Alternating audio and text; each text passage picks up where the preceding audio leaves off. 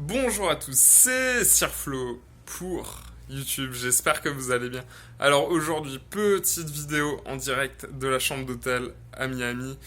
Bon, je vais vous faire un petit retour de ce premier jour qui s'est déroulé à Miami. Un premier jour clairement riche en émotions. Parce que tout simplement, le premier jour commence assez mal, je dois vous dire, puisque normalement, je devais aller faire ma session à 10 heures. Donc, pour faire simple, on a un décalage ici de 6 heures par rapport à la France. Donc, comme à chaque fois, en France, moi, je me lève vers 11 heures du matin. Et ben là, je me suis levé 6 heures avant.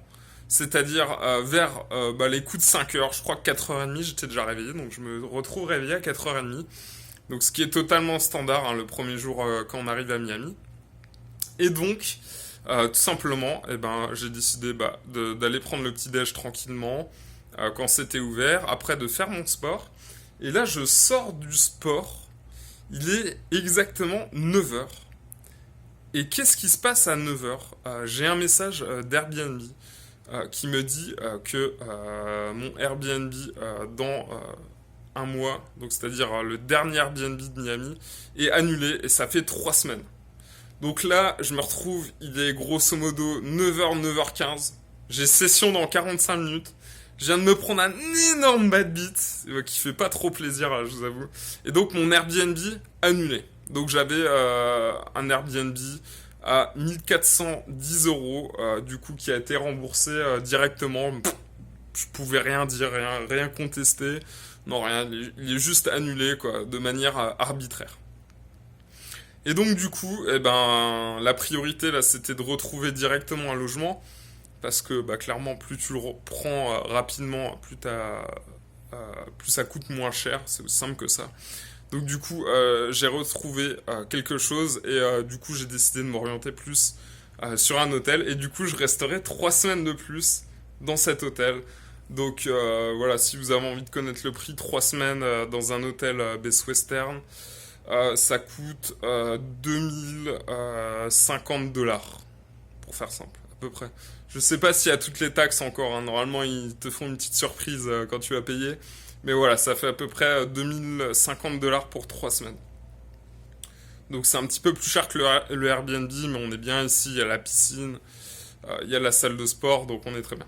Donc du coup, tout simplement, je décide d'aller faire ma petite session de poker. Donc j'arrive un petit peu en retard. J'arrive sur les coups de 10h30. Et là, qu'est-ce qui se passe? Et ben clairement, c'est le début catastrophique sur cette 2.5 500 max, puisque au bout de 4h30, je me retrouve à moins 2200 dollars. Donc ouais, moins 2100 exactement. Et donc là, bah, je me retrouve à caver 500 euros encore. Donc je me suis fait déjà déstacker 4 fois. Début vraiment complètement déplorable avec un run vraiment dégueu. Hein. C'est le run où tu relances, tu 3 bêtes et tu touches jamais juste les flops. Ou quand tu bluffes, bah ça passe pas. Donc j'ai pris aussi bon un petit As-Roi contre 2 As. Mais bon ça c'était anecdotique. Ça c'est pas du mauvais run, c'est juste standard en fait. Et donc au final, tout simplement, je me retrouve à moins 2100. Et donc là, je recave 500 et je repère déjà 100. Et là, j'ai pas le temps de recaver mes 100 balles que là, je double en fait. Avec mes 400 qui me restaient sur cette 500 max. Donc je me trouve à 800. Et là, clairement, bon, ça fait toujours plaisir, toujours du bien au moral. Et là, la remontée s'engage. Donc c'était juste fou, un truc de fou qui s'est passé.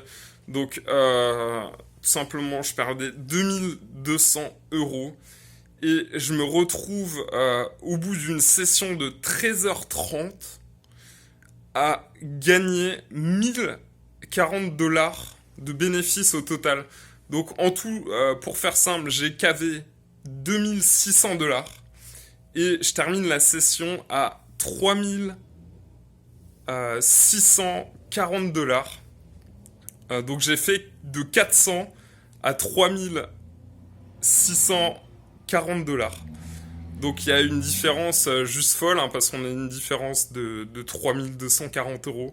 Donc ça fait vraiment plaisir hein, quand on arrive à se sortir d'une session où on est vraiment gros perdant et au final on arrive à terminer gagnant. Donc ça fait vraiment plaisir.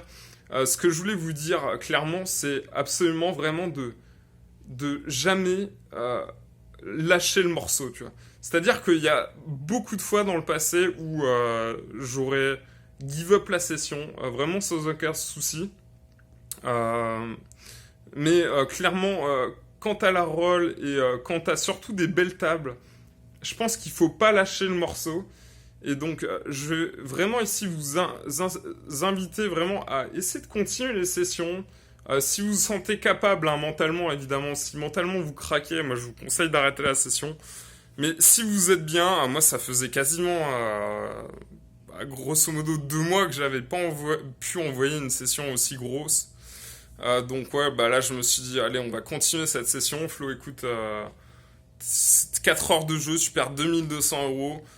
T'es en bonne santé, tout va bien. T'es à Miami. T'as la chance d'être ici, donc évidemment, comment je pourrais me plaindre au final? Et bah du coup, il faut vraiment essayer de cultiver un petit peu cet état d'esprit et essayer bah voilà de repartir du bon pied et voilà comme quoi c'est possible de recouvrir voilà, ces pertes bah, même sur une première session. J'avais pas forcément l'ambition hein, de recouvrir les pertes, mais tout simplement juste l'ambition d'essayer de bien jouer. Et clairement, c'est l'essentiel hein, quand vous essayez de jouer, c'est juste essayer de bien jouer. Écoutez, voilà, c'était juste pour vous faire bah, voilà, mon petit retour. Clairement, il n'y a pas tout qui est tout beau, tout rose dans la vie d'un joueur de poker. Et c'est un petit peu ça aussi qu'il faut montrer, c'est les hauts et des bas. D'ailleurs, j'en parlais aujourd'hui avec un pote qui s'appelle Anthony, et on parlait bah voilà, tout simplement des relations entre les hommes et les femmes. Et donc, en fait, clairement, dans des relations, il peut clairement avoir des hauts et des bas. Et en fait, bah, que ça soit un pote, que ça soit ta copine, bah, y a des ups et des downs. C'est comme au poker. Et au final, bah, il faut juste faire le dos rond. Et si tu fais le dos rond, si t'arrêtes de tilter aussi comme tilt la majorité des joueurs de live, et c'est pour ça au final que c'est super intéressant de jouer en live parce que les règles en casino ont une très très mauvaise résistance au tilt. Et donc du coup, bah, tu peux clairement prendre un avantage de ça. Écoutez, si vous voulez plus vous former au Cash Game Live, Yo et moi, on a fait une conférence de 4 heures. Vous pouvez vous inscrire sur cette conférence pour la visionner via le lien en bio. Donc je t'invite à t'inscrire dès maintenant. Et c'est une conférence sur laquelle on va donner tout simplement tous les secrets qu'on a bah, voilà, pour être gagnant en Cash Game Live.